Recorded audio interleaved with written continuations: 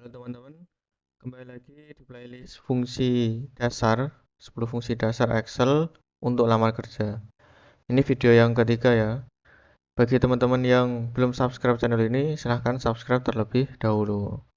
Jadi di video yang ketiga ini kita akan belajar fungsi match, round up, round down, trim, left, right, mid, concatenate, kemudian yang terakhir if error. Nah, jadi di sini ada 7 sheet ya, yang masing-masing nanti kita akan belajar ke 10 fungsi itu. Oke, yang pertama langsung saja kita belajar fungsi match. Jadi fungsi match ini berguna untuk menentukan urutan dari suatu data. Nah, misalkan ini nih, urutan keberapakah pegawai yang bernama Alvin. Nah, kita nggak perlu mengurutkan atau menghitung satu persatu ya, kayak misal 1, 2, 3 atau bikin nomor. Nah, itu nggak perlu, kita bisa menggunakan match karena match ini akan mengembalikan urutan pegawai. Kita coba sama dengan match lookup value nya, berarti kan kita ketikkan Alvin, kemudian lookup array-nya berarti dimulai dari sini ya, ini berarti 1 nanti, dan sampai sini. Kemudian kita tutup kurung, katakan enter. Nah, berarti Alvin ini adalah di urutan ke 9. Kita coba hitung manual. 1, 2, 3, 4, 5, 6, 7, 8, 9. Nah, gitu ya teman-teman. Nah, nanti fungsi match ini akan berguna ketika kita kombinasikan dengan indeks. Nah, untuk gimana? Silahkan nanti tonton video selanjutnya, video yang keempat ya, nanti kita akan bahas tentang indeks. Kemudian yang kedua, round. Nah, round ini fungsinya untuk pembulatan ya. Nah, teman-teman perlu hati-hati nih, pembulatan di dalam Excel dan di dalam matematika itu sedikit berbeda. Mungkin kalau roundnya sama ya, kalau bilangan positif. Nah, kalau round up sama round down-nya perlu diperhatikan. Coba kita lihat ya. Kita sama dengan round. Ini G7, tutup kurung, kita tekan enter. Oh, argumennya kurang ya. Harusnya ada 6 digitnya. 6 digit ini adalah pembulatan ke berapa? Kalau misalkan kita ketikkan 0, berarti ke satuan. Kalau misalkan 1, berarti ke 1 desimal. Kalau 2, berarti 2 desimal. Kita 0 dulu deh. 0. Nah, seperti ini. Nah, ini ya. Kalau pembulatan, kalau misalkan dia 5 ke atas ya kan, yang di sini 5 ke atas, dia akan ditambahkan atau dibulatkan jadi 22. Ini kan 21,83. Ini akan, karena ini 8, maka ke atas jadinya 22. Nah, sebenarnya begitu pun dengan ini ya, dengan minus negatif. Kalau dengan negatif, ketika dia 8, dia akan dibulatkan ke bawah. Kalau di matematika kan 21 itu kan lebih tinggi, minus 21 itu kan lebih tinggi daripada minus 22. Nah, ini yang harus diperhatikan. Jadi ada perbedaan ya di Excel dengan matematika. Itu pun nanti berlaku di round up dan round down. Harus diperhatikan perilaku dari round ini. Nah, kalau misalkan dia 5, dia akan ke atas juga. Tapi ketika dia 4, dia akan ke bawah. Meskipun di sini 45 ya, dia akan ke bawah. Nah, coba kita pilih 6 digitnya jadi 1. Ya, jadi 1. Nah, hasilnya seperti ini, 21,8. Kita double klik. Nah, jadinya seperti ini. Jadi yang dibulatkan itu yang dari sini, 3 ini. 3 dibulatkan ke 1 desimal. Berarti kan yang 8 ini. Karena ini 3, berarti kan turun. Jadinya 21,8. Ini juga. Nah, kalau ini karena ini dia 5 berarti kan naik. Jadinya 21,5 ya. Kita kembalikan ke 0. Nanti teman-teman bisa nyoba ya. Kalau round up gimana? Sama dengan round up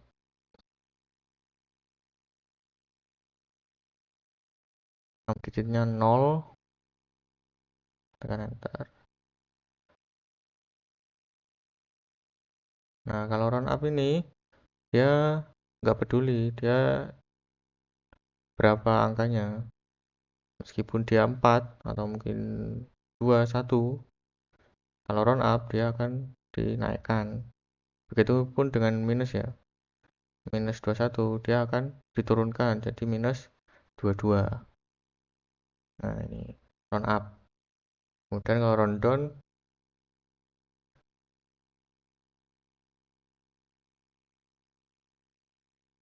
6 digitnya kita ketikkan 0, tekan enter. Nah, round down ini kebalikan dari round up. Jadi meskipun di sini angkanya 8 ya, tapi sama round down itu dikebawain. Meskipun 9 sekalipun mesti dikebawain. 21,0. Nah, kalau yang minus dia malah dinaikkan ya. Dinaikkan dari minus 21,45 dia dinaikkan jadi minus 21,00. Nah, gitu ya. Jadi ada perbedaan antara matematika dengan fungsi di Excel. Nah, ini perlu kita perhatikan. Jadi teman-teman perlu hati-hati ya. Itu kemudian di sheet yang ketiga, di sini kita akan belajar trim. Kalau trim ini berfungsi untuk menghilangkan spasi yang tidak diperlukan. Kayak ini nih. Ada judul buku, kemudian di sini ada spasi-spasi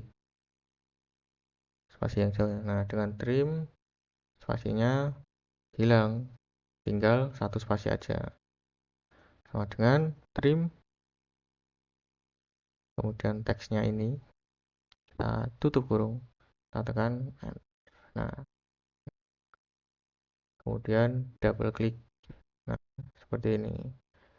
Cuma yang perlu diperhatikan ini teman-teman. Jadi dia nggak bisa mendeteksi itu kata apa ya. Kalau misalkan dia di sini, maka dia ya jadinya ya seperti ini. Spasinya memang tinggal satu. Kemudian ketika koma, dia juga nggak bisa memperhatikan tanda baca. Jadi ya spasinya memang hilang, tapi masih ada satu. Gini. Kita coba copy paste aja ya. Copy paste as value. Nah, ini. Jadi ini spasinya tinggal satu, seperti itu. Jadi dia tidak bisa membaca itu kata apa sebenarnya. Selama dia ada spasi banyak, dia akan sisakan satu gitu gampangnya. Termasuk ini kan spasinya sampai ujung ya. Nah, di sini dihilangkan sama trim tadi ya. Ini. Oke, seperti itu fungsi dari trim. Kemudian selanjutnya, nah di sini kita akan belajar fungsi left, mid, dan right. Jadi misalkan di sini ada kode pakaian ya, 001 ini sebagai nomor produk, kemudian Nike ini sebagai merek Nike, kemudian varian produk 03N ini sebagai varian produk. Nah, teman-teman bisa menggunakan ini sama dengan left, kemudian teksnya ini. Nah, kalau misalkan kita tuliskan seperti ini hanya mengambil satu huruf di paling kiri aja. Nah, seperti ini. Tapi kita pengennya ngambilnya berapa? 1, 2, 3. 3. Berarti titik koma 3. 6 carnya kita isi 3. Dan kita tekan. Nah, kita double klik. Nah, untuk nomor produknya berarti 01 sampai 010. Nah, mereknya kita ambil di tengah. Nih. T sama dengan mid.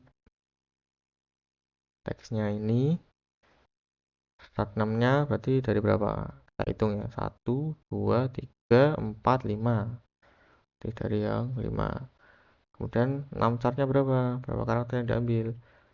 Berapa? 4 ya. 1, 2, 3, 4. Dan kita tutup kurung. Kita tekan enter. Nih. Kita double klik.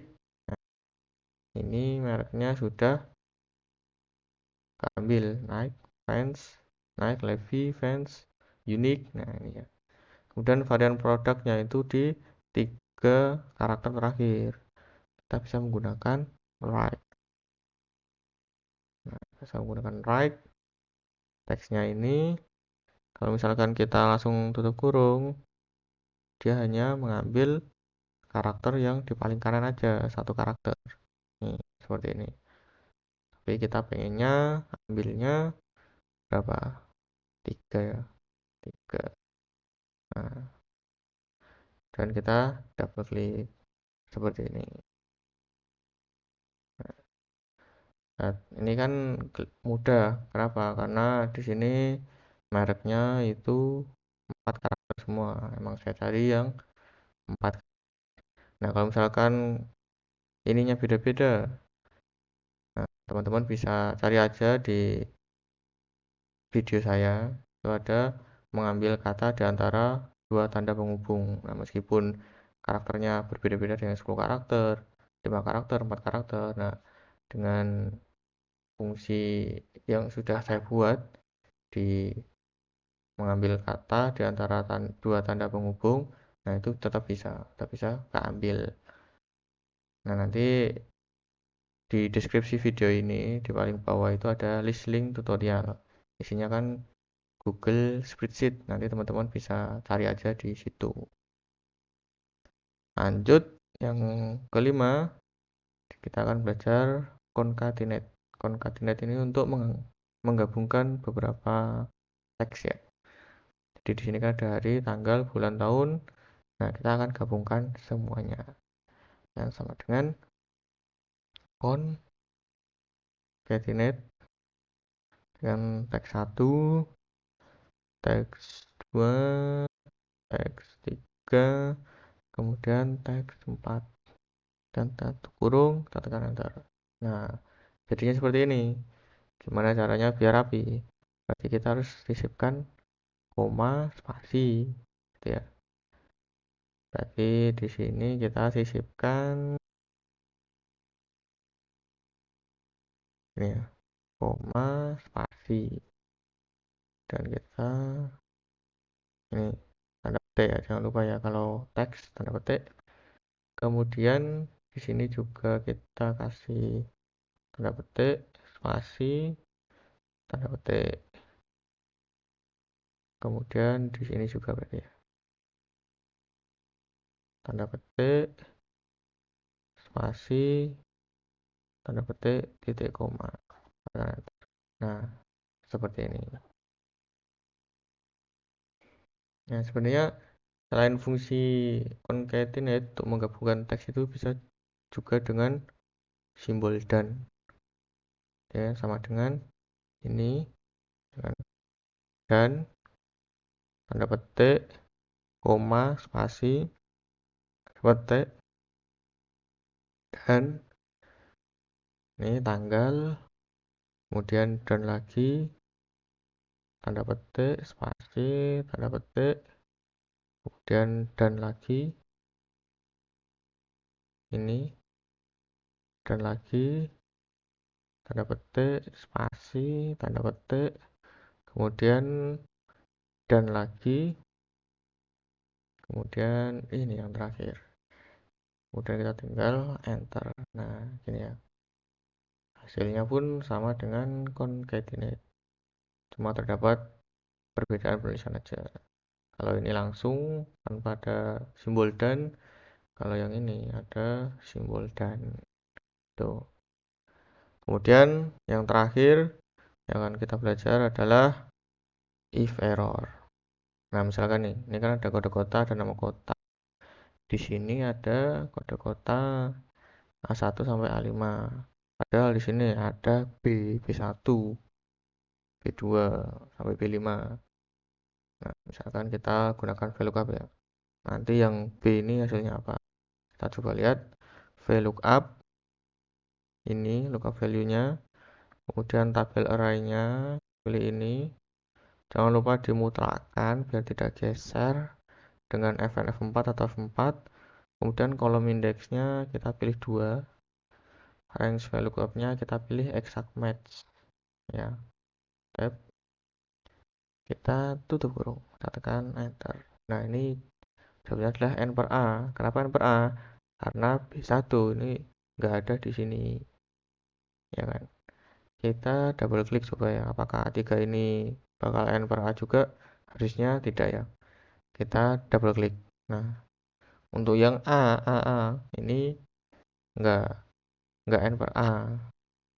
Nah, sebenarnya dengan if error kita bisa bilang kalau B1 ini tidak ada di database, misalkan di database ya. Berarti kita pakai if error, nah, value if error, data tidak ada di database. Tekan enter. Oh ya, kurang petik ya ini ya. T2. Oke, sama Excel udah dikoreksi. Nah, seperti ini. Double klik. Nah, berarti untuk yang B1, B3, B2, B5, B4, dia akan membalikan data tidak ada di database. Jadi n per a oleh if error diganti kata-kata seperti ini. Nah, kalau misalkan nih di sheet 7 ternyata database-nya ada di sini. Nah, bisa nggak? Berarti seolah-olah kita minta if error untuk memeriksa di database yang pertama ada nggak. Kalau misalkan nggak ada, berarti coba cari di database yang kedua. Nah, ini kan harusnya ada semua ya ini. Nah, kita bisa ganti nih yang data tidak ada di database, kita bisa ganti dengan VLOOKUP juga. Kita coba ya, VLOOKUP, lookup value-nya ini, ya kan? Kemudian tabel array-nya, kita pilih yang ini. Jangan lupa dimutlakkan fn F4 atau F4. Kemudian kolom indeksnya kita pilih yang kedua. Untuk range lookup-nya kita pilih false atau exact match ya. Tekan enter. Oh, kurang ini ya. Kurang tanda kurung, tutup kurung satu lagi. Sama Excel udah dibetulkan, kita klik yes aja. Nah, ketemukan ini Palembang B1. Coba yang lainnya kita tinggal double klik dengan tanpa mengubah ini ya. Coba diperhatikan ini Bandung Semarang yang AA ini nanti tidak akan berubah.